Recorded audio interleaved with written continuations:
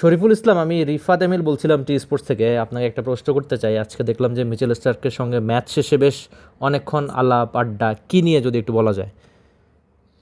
হ্যাঁ, আমি আসলে ওর কাছে জানতে চেয়েছিলাম যে ও খেলার আগে ওর মানে কিভাবে ও রেডি হয়, মানে খেলার শুরু হওয়ার আগে, মানে সিরিজ আসার আগে, বিফোর দ্য সিরিজ, তারপরে সিরিজের পরে কি করে, ট্রেনিংটা কিভাবে করে, রানিং কিভাবে করে।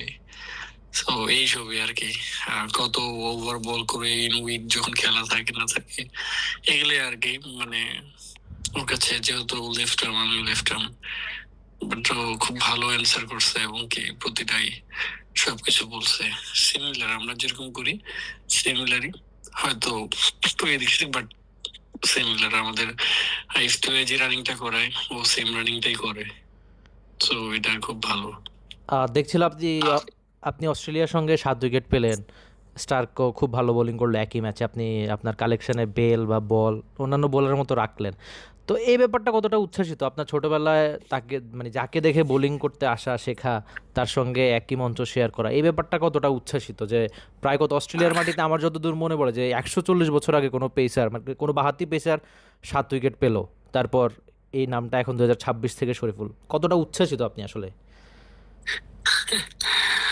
যদি সত্যি বলেন মানে উচ্ছ্বাসিত তখন হতাম যখন ম্যাচটা জিততাম। ম্যাচটা জিততে পারিনি, তার জন্য একটু খারাপ লাগে কাজ করতেছে, বাট এটাও ভালো লাগতেছে যে ক্যারিয়ার প্রথম 5+7 7টা পাইছি। সো এই দিক দিয়ে একটু ভালো লাগতেছে, বাট দিন শেষে ম্যাচ ম্যাচ নিয়ে একটু আক্ষেপ। আহ, আরেকটা প্রশ্ন একটু করতে চাই, আমার শেষ প্রশ্ন।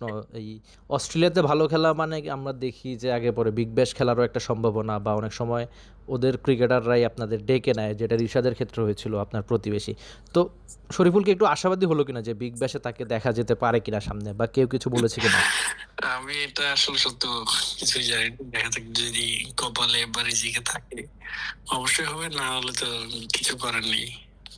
ঠিক আছে Shariful, thank you so much. অনেক বেশি শুভকামনা থাকলো আপনার জন্য। বাংলাদেশকে অসংখ্য ম্যাচ জেতান, আমরা দেশবাসী এটাই চাই আপনার থেকে। Thank you so much. ইনশাল্লাহ দোয়া করবেন। Thank you.